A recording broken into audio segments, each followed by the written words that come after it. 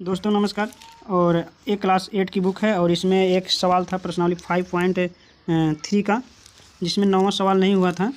और हमने आपको बताया था सवाल कोई भी सवाल हो, हल करते समय सवाल को गहराई से पढ़ा करो तो आंसर अपने आप खुद आ जाता है। आंसर अपने आप आने का मतलब कि सवाल समझ में आ जाएगा कैसे लगाना है। जब यही नहीं समझ में आएगा कि आखिर कैसे लगाना है, क्या सवाल पूछ रहा है, तो हम आंसर तक पहुँच नहीं पाएंगे। तो इसलिए पहले सवाल को गहराई से पढ़ा करो, तो क्या दिया है, क्या पूछा है, उस तरीके से सवाल को हल किया जाता है। तो इसमें देखो, राकेश की 2 साल पुरानी साइकिल थी। साइकिल कितनी थी? 2 साल पुरानी साइकिल थी, समय 2 साल है।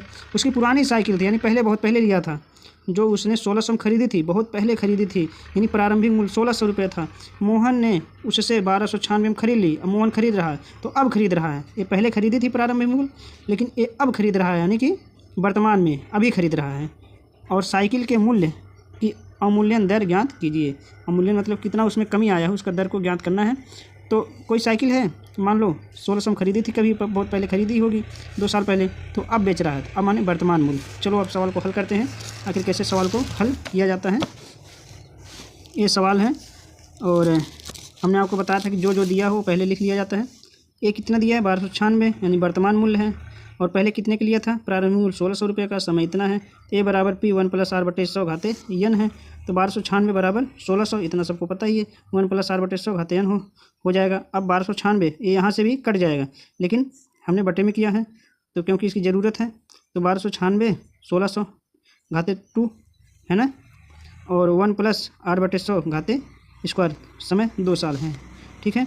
अब देखो, घात इसलिए हुआ है क्योंकि ये किसी का स्क्वायर है, तो 36 का स्क्वायर है। 1296 1600 स्क्वायर है 40 का, 4 × 16, तो 1 + R बटे 100, क्योंकि घात ये अब ख़त्म हो जाएगा।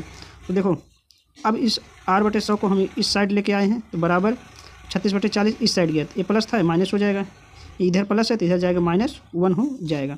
तो R बटे 100 इसका भी एलसीएम ले लेंगे। एलसीएम से घटाएंगे तो 40 यहाँ हो जाएगा, और यहाँ जो 36 हो जाएगा, यहाँ 40 हो जाएगा। घटाने का नियम यही है, 36 बटे अगर 40 है -1 है, तो 40 अगर हम एलसीएम ले लेंगे, इसके नीचे 1 से गुणा करेंगे, 40 से कम 40, जितने ऊपर से उतने नीचे से, यहाँ से 1 गुणा करेंगे 36 से कम 36 माइनस, यहाँ इसका एलसीएम कितना होगा? 40 होगा। 40 से कम 40, यहाँ 40 से गुणा तो आ जाएगा 40। 36 में से 40 गए, आप देखेंगे कि 4 आएगा, तो R बटे 100 बराबर 4 बटे 40 आ जाएगा। यहाँ से भी आंसर 10 आ सकता है, तिर्यक गुणा करके। तो R बराबर, ये देखो 100 गुणे, इसका गुणा होगा और इसका गुणा होगा, तो R बराबर 100 गुणे 4 बटे 40, तब भी आ जाएगा काटने पे 10। और R बराबर 100 चौका 400 बटे 40, तब भी आ जाएगा काटने पे 40 10 में 400। R बराबर 10, यही अवमूल्यन 4 था। धन्यवाद।